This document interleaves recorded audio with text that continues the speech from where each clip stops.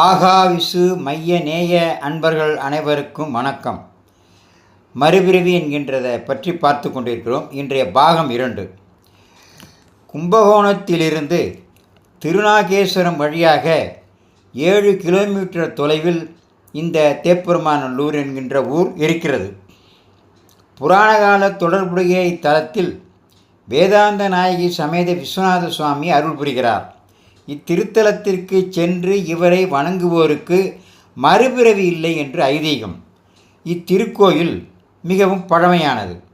மற்ற கோவில்களுக்கும் இந்த கோவிலுக்கும் பல விதிகள் மாறுபட்டு காணப்படுகிறது. ஆமாம், இங்கு எழுந்தருளியிருக்கும் தெய்வங்கள் அனைத்தும் மாறுபட்ட கோலத்திலேயே காட்சி தருகின்றன. இக்கோவிலுக்கு அவ்வளவு எளிதாக வந்துவிட முடியாது. விதிப்பயனே இந்த கோவிலுக்கு அழைத்து வரப்படும்.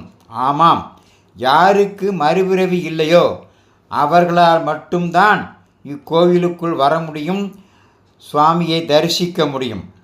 பக்தர்களுக்குள் வேதாந்த நாயகி சமேத விஸ்வநாத சுவாமியை தரிசித்ததும் பிரசாதமாக வில்வத்தலத்துடன் ருத்ராட்சம் ஒன்று கொடுக்கப்படுகிறது.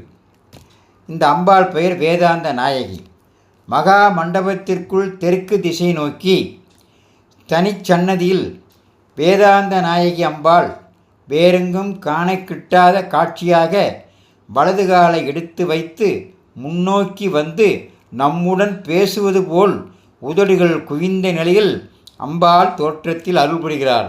இந்த அம்பாளுக்கு வெள்ளிக்கிழமைகளில் குங்கும அர்ச்சனை செய்து வழிபட்டால் திருமண தடை நீங்கும் என்பது ஐதீகம்.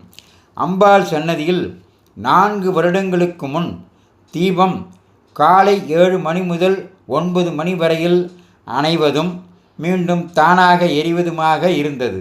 பெரும் அதிசய நிகழ்வாக தெரிந்தது. தேப்பெருமாநல்லூர் பொதுமக்கள் அனைவரும் திரண்டு வந்து அந்த காட்சியையும் அம்பாளையும் வழிபட்டு சென்றது பெரும் பரபரப்பை ஏற்படுத்தியது. சிவன் கோயில்னா பைரவர் இருக்கும். இங்கே அம்பாள் சன்னதிக்கு அருகில் சாந்த பைரவர் என்று சிறிய உருவிலும் மகா பைரவர் என்று பெரிய உருவிலும் ஒரே சன்னதியில் 2 பைரவர்கள் காட்சி தருகின்றனர்.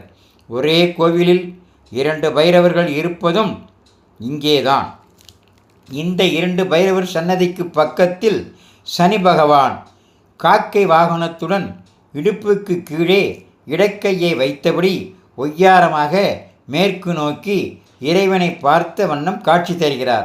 ஏன் இப்படி சனீஸ்வர பகவான் இருக்கிறார் என்பதை நாளை பகுதி 3 பார்க்கலாமே.